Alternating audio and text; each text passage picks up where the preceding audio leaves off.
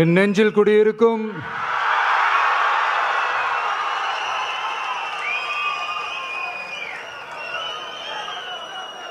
என்னுடைய தோழர்களுக்கும் தோழிகளுக்கும்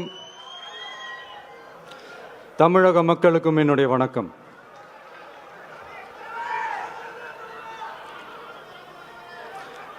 நம்ம குடும்ப உறவுகளை இழந்ததுனால சொல்ல முடியாத வேதனையிலும் வலியிலும் இவ்வளோ நாளாக இருந்தோம். அப்படிப்பட்ட அந்த சூழலில் நம்ம சொந்தங்களின் மனம் பற்றி இருக்க வேண்டியது நம்மளுடைய கடமை. அதனால தான் அவங்களோட சேர்ந்து அமைதி காத்து வந்தோம். ஆனால் இப்படி அமைதி காத்து வந்த நேரத்தில் நம்மளை பற்றி வன்ம அரசியல் வலைகள், அர்த்தமற்ற அவதூறுகள்னு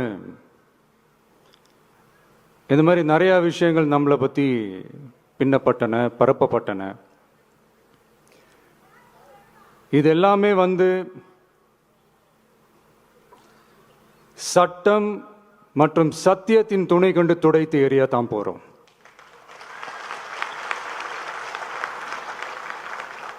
பட் அதுக்கு முன்னாடி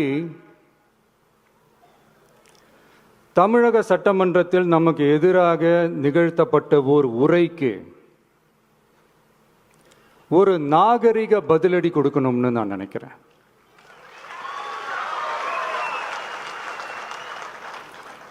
அரசியல் செய்ய விருப்பமில்லை, அரசியல் செய்ய விருப்பமில்லைன்னு அடிக்கடி சொல்ற முதல்வர் நம்மளை குறிப்பிட்டு பல்வேறு அவதூறுகளை பதிவு செய்வதன் வாயிலாக பெருந்தன்மையை பேரளவில் மட்டுமே பேசும் முதல்வர் 15/10/2025 அன்னைக்கு தமிழக சட்டமன்றத்தில் நமக்கு எதிராக பேசிய பேச்சில் எவ்வளவு வன்மத்தை கக்கியுள்ளார் என்பதையும்,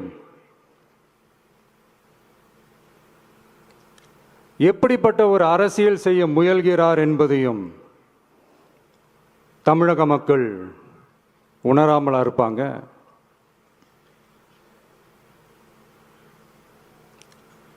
இந்த கரூரோட சேர்ந்து 5-6 மாவட்டத்துக்கு இந்த மக்கள் சந்திப்பு நிகழ்ச்சிகள்லாம் நடத்தியிருக்கிறோம், போயிருக்கிறோம். அங்கெல்லாம் இந்த லாஸ்ட் மினிட் வரைக்கும் எங்களுக்கு அந்த இடம் கொடுப்பாங்களா மாட்டாங்களா, பெர்மிஷன் தருவாங்களா மாட்டாங்களா, இப்படியே இழுத்து அடிச்சுக்கிட்டு இருப்பாங்க. நான் நாகப்பட்டினத்தில் சொன்னது மாதிரி தான், நாங்கள் ஒரு இடம் செலக்ட் பண்ணி கேட்போம், மக்கள் நல்லா ஸ்பேஷியஸாக நின்று பார்க்குற மாதிரி. பட் அவங்க அதையெல்லாம் ரிஜெக்ட் பண்ணிவிட்டு மக்கள் நெருக்கடியோடு நின்று பார்க்குற மாதிரி ஒரு இடத்த செலக்ட் பண்ணி எங்களுக்கு கொடுப்பாங்க. இது டிஃபால்ட்டாக எல்லா இடத்துலையும் இந்த ஒரு ஆர்கியூமெண்ட் நடந்துட்டுருக்கோன்னு வைங்க.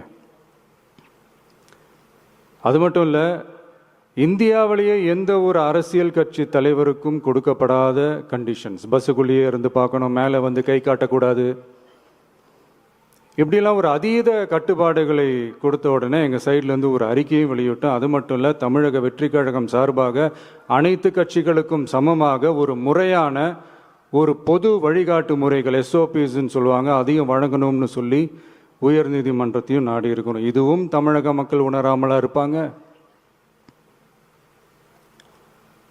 இப்படி ஒரு அரசியல் காழ்ப்புடன், நேர்மை திறனற்று நம்மளை பற்றி குற்றம் சாட்டியுள்ள குறுகிய மனம் கொண்ட முதல்வர் அவர்களுக்கு ஒரு சில கேள்விகள். உச்சநீதிமன்றத்தில், அதாவது 13/10/2025 அன்னைக்கு உச்சநீதிமன்றத்தில் நடந்த அந்த விவாதங்களை வைத்தும் வந்த உத்தரவுகளை வைத்தும் இந்த கேள்விகள். இப்படி பொய் மூட்டைகளாக நம்மளை பற்றி இந்த அவதூறுகளை அவிழ்த்து விட்ட முதல்வர் அவர்களுக்கும் திமுக அரசுக்கும் சார்பாக கோடிகளை கொட்டி அமர்த்தப்பட்ட அறிவார்ந்த வழக்கறிஞர்கள் அவங்க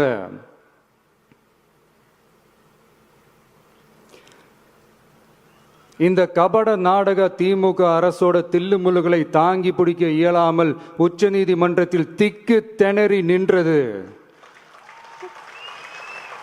முதல்வர் அவர்களுக்கு மறந்துவிட்டதா? இந்த கரூர் சம்பவத்துக்கு அப்புறமே அவசரமா ஒரு தனிநபர் ஆணையம், அந்த தனிநபர் ஆணையத்தை அவமதிக்கிற மாதிரி அரசு உயர் அதிகாரிகள், காவல்துறை உயர் அதிகாரிகள் எல்லாருமே நம்மளை பற்றி ஃபுல்லாக இந்த அவதூறுகள் பரப்பி ஒரு செய்தியாளர்கள் சந்திப்பு அவசரமா. இதெல்லாம் ஏன் நடக்குது? எதுக்காக நடக்குது அப்படின்னு ஒட்டுமொத்த தமிழக மக்களும் கேள்வி கேட்க ஆரம்பிச்சாங்க. இதுவும் தமிழக முதல்வர் மறந்துட்டாரா? அதுக்கப்புறம் அந்த தனிநபர் ஆணையத்தை தலையிலேயே கொட்டி வீட்டுக்கு அனுப்பிச்சிட்டாங்க. அது வேற விஷயம்.